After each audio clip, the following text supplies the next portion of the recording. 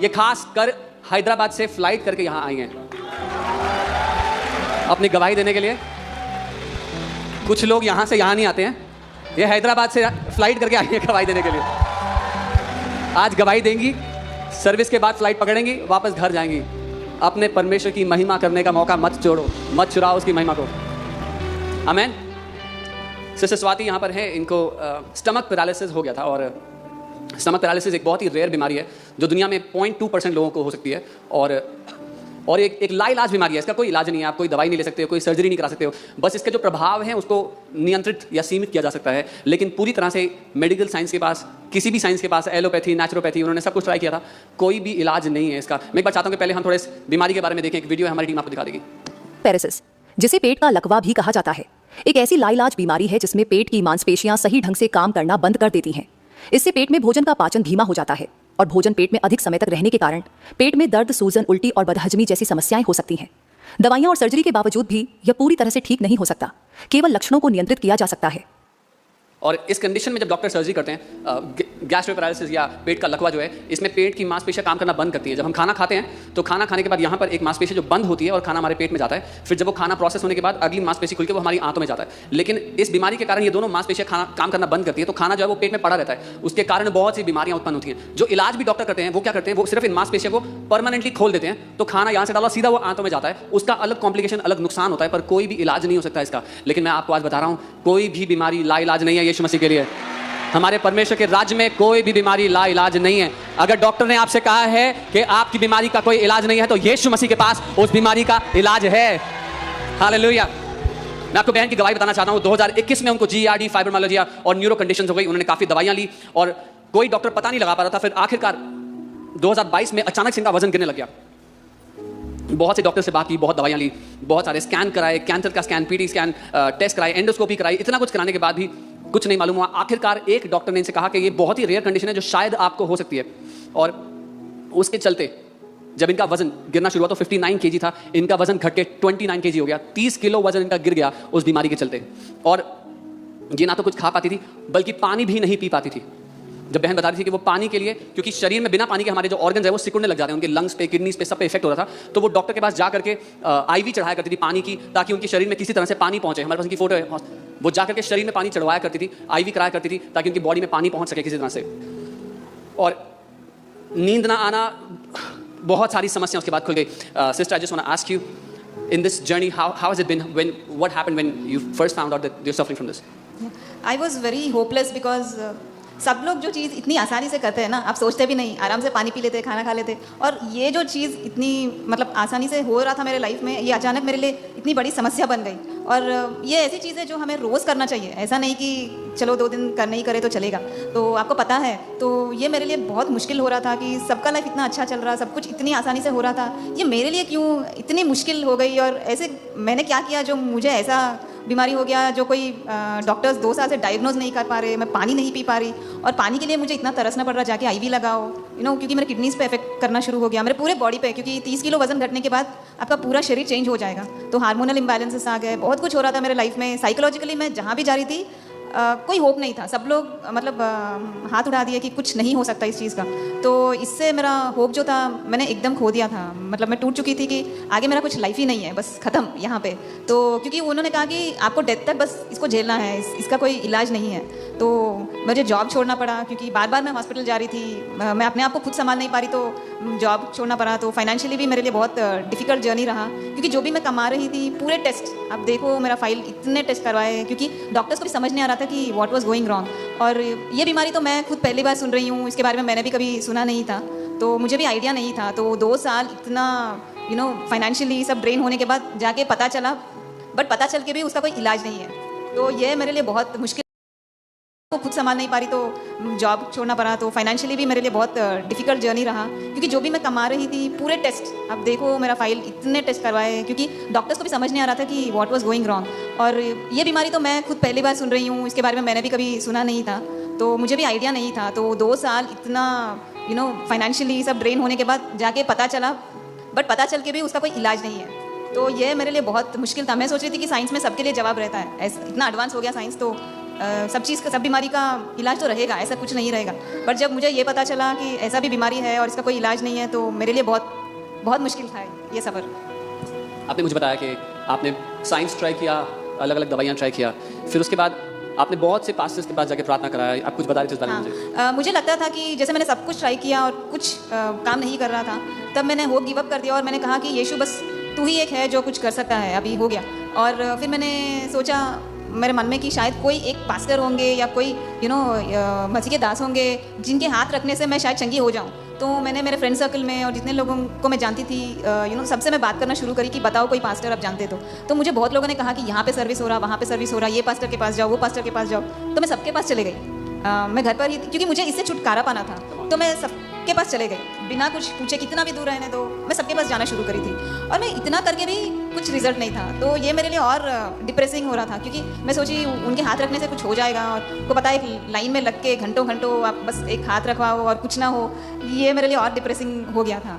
और फिर एक दिन अचानक से ऐसे हुआ कि फर्स्ट टाइम मुझे कॉल आता है कि FOLJ एक फैमिली है जिसमें से उनके फैमिली से 2 मेंबर्स आपके घर पे आके आपके लिए प्रेयर करना चाहते हैं। तो मैं घर पर आकर चंगा करेंगे, पर चंगा हो।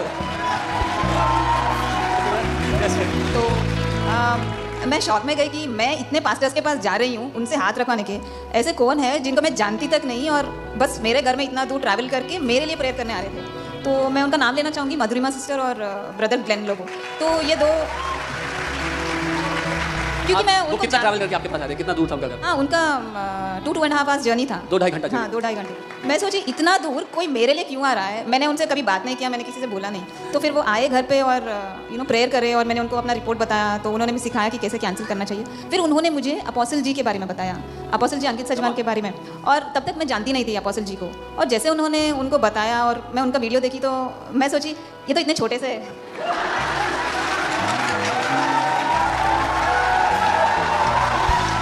जो ग्लोरी में रहता है वो जवान रहता है। मैं क्योंकि मैं जितने लोगों के पास भी जा रही थी बहुत उम्र वाले थे। मैं सोची अरे अभी ये क्या, मतलब ये तो इतने यंग है यार, मतलब क्या ही। तो फिर मैं उनके वीडियोस वगैरह देखना शुरू करी, और जैसे मैं शॉक हो गई कि इतने यंग पर्सन, मतलब इतना ज्ञान, इतना नॉलेज, और ये जो इम्पार्ट कर रहे। क्योंकि मैं क्रिश्चियन हूँ, मैं कन्वर्टेड कैथलिक हूँ, मैं रिचुअल हूँ। फ्रैंकली स्पीकिंग मैं संडे चर्च जाती थी क्योंकि इट्स अ रिचुअल, बट मुझे ये बाइबल, ये घोषणाएं, ये सब के बारे में कुछ पता नहीं था। और जब मैं इनके वीडियोस देखी, मैं इतना कुछ सीखी जो मैं इतने साल नहीं सीखी। और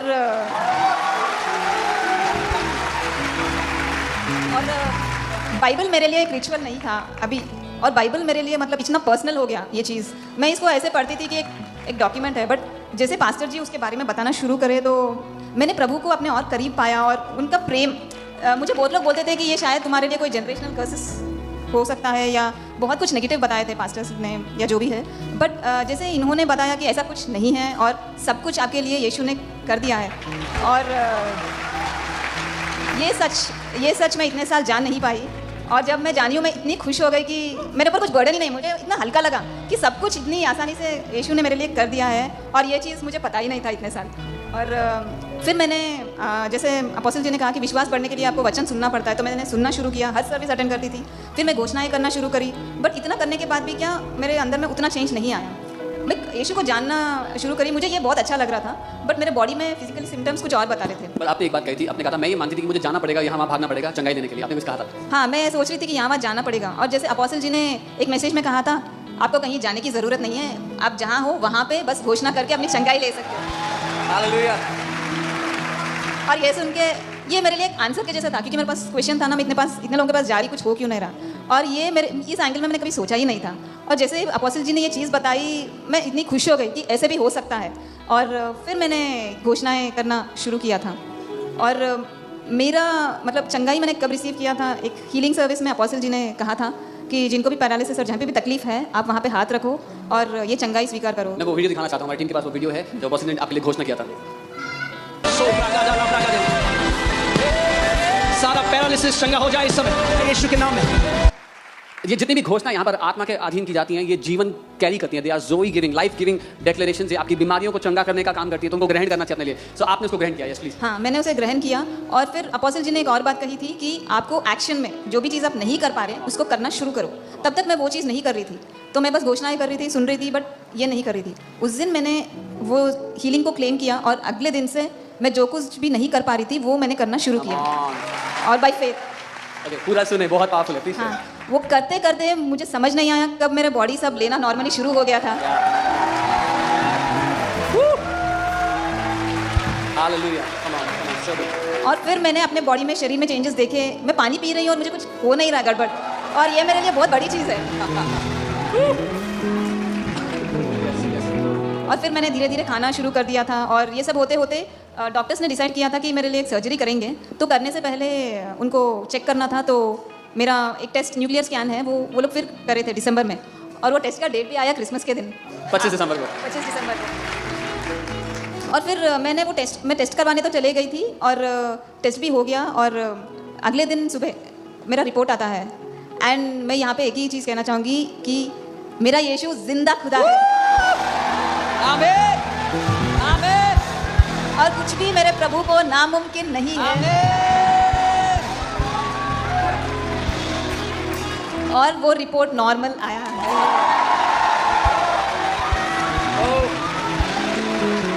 और जैसे ही मैं रिपोर्ट लेके गई थी डॉक्टर के पास, मैंने डॉक्टर को बोला था मेरा टेस्ट भी 25 को आया, एक ही फेस्टिवल मिलता है, अब वो भी मैं हॉस्पिटल में ही जा रही हूँ, 2 साल से तो वही कर रही हूँ और अभी भी वही चीज़ हो रहा है। फिर जैसे डॉक्टर ने रिपोर्ट देखा, उन्होंने कहा जीसस ने तुम्हें सबसे बड़ा क्रिसमस गिफ्ट दिया है।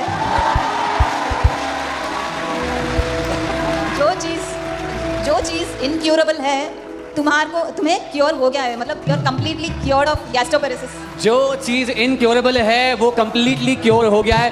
ये मेडिकल डॉक्टर ने कहा है, एक मेडिकल डॉक्टर ने कहा है, जो बीमारी का इलाज नहीं है यीशु मसीह ने गिफ्ट में तुम्हें दे दिया, क्योर कर दिया है। हालेलुया। और ये जो हमारे बीच में प्रभु कर रहे हैं इस घर में, ये उसकी गवाही है, जिंदा गवाही है कि यीशु मसीह जिंदा परमेश्वर है। वो यहाँ पर काम कर रहा है, वो चल और फिर रहा है इस घर में, अपने लोगों को चंगा कर रहा है। आप जानते हैं उस बहन ने विश्वास से खाना पीना शुरू कर दिया, वो पूरी तरह चंगी है, उनका वजन बढ़ना शुरू हो चुका है। और अभी शायद हम लोग नहीं समझेंगे क्या प्रिविलेज है, प्रभु ने हमें एक जिंदा घर में रखा है, एक जीवित कलीसिया में रखा है। पर हम कहानियां सुनते हैं ए एलन, जॉन जी ले, प्रभु के बड़े बड़े दासों के बारे में कि उनकी सेवकाई में ऐसे अद्भुत चंगाइयां होती थी, रिपोर्ट के साथ चंगाइयां होती थी। आज जो हो रहा है ना, समझ नहीं रहे हो, आने वाली पीढ़ियां बात करेंगी कि प्रभु यीशु मसीह FOL चर्च में, अपोस्टल अंकित सजवान जी की मिनिस्ट्री में ऐसी चंगाइयां कर रहा है जो सबूत के साथ, डॉक्यूमेंट के साथ है। क्यों ना हमारे प्रभु यीशु मसीह को एक ऊंची स्तुति, एक ऊंची आराधना दे, ऊंची स्तुति, एक ऊंची आराधना दे। हम प्रभु को धन्यवाद दे। यीशु, हम धन्यवाद देते हैं, आप जीवित परमेश्वर हैं, इस घर में आप चलते और फिरते हैं। प्रभु यीशु नासरी, आप जिंदा खुदा है, जो असंभव है उसको आप संभव करते हैं, हर एक अनहोनी बात को आप पूरा करते हैं, हर एक लाइलाज बीमारी को आप चंगा करते हैं। यीशु, हम आपकी महिमा करते हैं, यीशु, हम आपकी महिमा करते हैं। यीशु, धन्यवाद यीशु, धन्यवाद यीशु, धन्यवाद यीशु। Thank you, Lord Jesus. We praise you, my God. Father, we praise you and we thank you. हम आपकी स्तुति करते हैं प्रभु यीशु मसीह।